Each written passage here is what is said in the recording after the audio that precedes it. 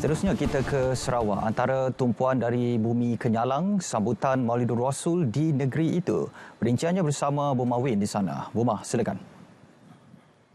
Ya Azam, sebelum itu kita dengan perkembangan ini.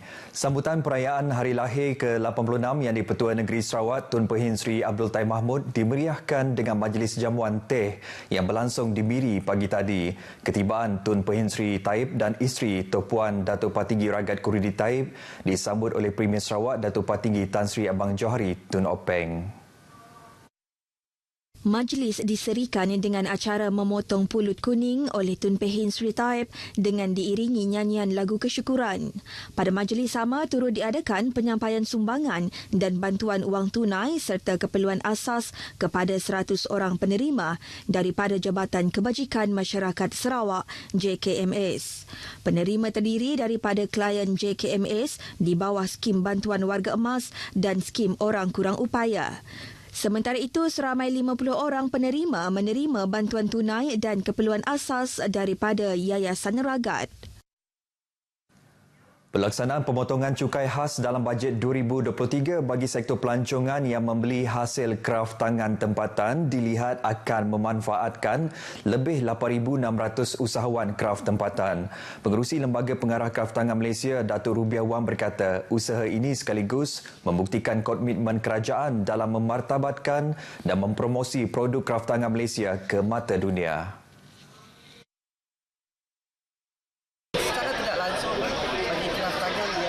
Satu usaha untuk menekankan lagi pemeliharaan hasil-hasil kraf dari sini untuk kerajaan ataupun untuk Malaysia secara keseluruhan. Beliau berkata demikian kepada pemberita selepas sambutan Maulidur Rasul 1444 Hijrah 2022 Masihi peringkat daerah Semerahan. Dedahnya ketika ini, terdapat ramai pengusaha-pengusaha hotel dan pusat peranginan menggunakan produk kraf sebagai bahan dekorasi dan kegunaan untuk menghidang makanan seperti pinggan mangkuk. Menurut Datuk Rubiah, sebelum pandemik COVID-19, jualan kraf adalah berjumlah RM500 juta setahun dan merosot dalam tempoh 3 tahun berikutan kesan pandemik COVID-19. Justru itu, beliau optimis dengan langkah yang diambil oleh kerajaan ini akan meningkatkan jumlah jualan kraf pada tahun ini iaitu melebihi sasaran RM200 juta.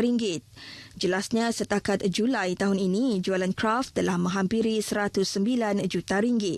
Datuk Rubiah dalam pada itu mengalu-alukan pengusaha sektor pelancongan untuk merebut peluang tersebut dengan menghubungi pejabat kraf tangan negeri, karyaneka atau usahawan-usahawan yang berdaftar untuk maklumat mengenai pembelian produk-produk kraf yang ditawarkan. Dalam pembentangan bajet 2023 yang diumumkan Menteri Kewangan Tengku Datuk Seri Zafrul Abdul Aziz pada Jumaat lepas, kerajaan mencadangkan potongan cukai khas kepada hotel yang membeli produk kraf tangan tempatan dengan kos pembelian sehingga RM500,000. Baik, sementara itu pada majlis sama, Datuk Rubiah Wang yang juga Ahli Parlimen Kota Semerahan berharap peruntukan berjumlah RM5.4 bilion untuk pembangunan di Sarawak dalam pembentangan bajet 2023 dapat dilaksanakan dengan teratur demi kesejahteraan keluarga Malaysia di negeri ini. Katanya pertambahan bajet sekitar RM800 juta itu juga diharap merancangkan lagi projek naik taraf kemudahan asas khususnya di Kota Semerahan yang kini giat membangun. Saya mempunyai harapan yang tinggi melalui bajet ini dan juga bajet kerajaan negeri. Bahagian Semerahan ataupun Parlimen Kota Semerahan akan menerima imbuhan yang banyaklah. Sebab pada masa ini Kota Semerahan pesat membangun dengan projek-projek pembangunan mega kita lah, terutama dalam meningkatkan kemudahan fasilitis jaringan jalan raya.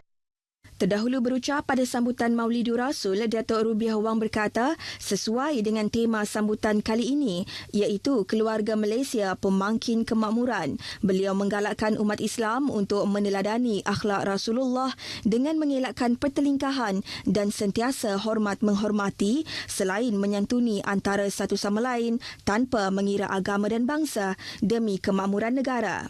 Seramai 1,500 peserta mewakili 52 kontingen agensi kerajaan, swasta dan institusi pendidikan tempatan bagi kawasan Semerahan menyertai perarakan sempena sambutan Maulidur Rasul 1444 Hijrah 2022 Masihi. Sementara itu, di Sibu, seramai 8,000 orang menyertai perarakan sambutan Maulidur Rasul 1444 Hijrah 2022 Masihi peringkat bahagian. 80 kontingen yang melibatkan pelbagai agensi, sekolah serta masjid dan surau itu bermula di dataran Tun Tuanku Haji Bujang. Menurut pengerusi Jawatan Kuasa Pelaksana Sambutan Maulidur Rasul Khalid Andong yang juga pegawai daerah Sibu, kelainan sambutan kali ini ialah perarakan turut disertai peserta bukan beragama Islam. Tahun ini kita turut menjemput persatuan-persatuan luar yang walaupun mereka bukan Islam yang ingin turut serta memandangkan kita ingin meraihkan tema kita pada tahun ini iaitu Keluarga Malaysia Pemangkin Kemakmuran. Perarakan yang bermula di dataran Tun Tuanku Haji Bujang itu berakhir di Dewan Lakis Masjid An-Nur Sibu. Saudara, berbaki 13 hari lagi, Bintang Piramli Kebangsaan 2022 bakal menyaksikan 12 peserta dari seluruh negara berentap merebut gelaran juara. Pengarah Penyiaran Negeri Sarawak Nazrul Hakim Mohd Noor memberitahu acara berprestij itu akan menemui peminatnya pada 22 Oktober ini di Stadium Perpaduan Kuching setelah 4 tahun tidak diadakan. Nazrul Hakim memberitahu berkonsepkan getaran jiwa. Pertandingan ini melibatkan 12 peserta mewakili 6 zon seluruh negara iaitu Zon Utara, Zon Tengah, Zon Selatan, Zon Timur, Zon Sabah dan Zon Sarawak. Beliau menerusi program Selamat Pagi Malaysia memberitahu Bintang Piramli Kebangsaan 2022 ini secara tidak langsung membangkitkan semula nostalgia lagu-lagu zaman seniman Agong Piramli dan juga biduanita Puan Sri Saloma. Pertandingan edisi ke-18 sejak tahun 1988 ini akan disiar secara langsung di TV2 pukul 9 malam. Ia juga boleh ditonton di FB RTM Sarawak, portal Radio Television Malaysia, Radio Sarawak FM dan Radio Klasik serta aplikasi RTM Klik.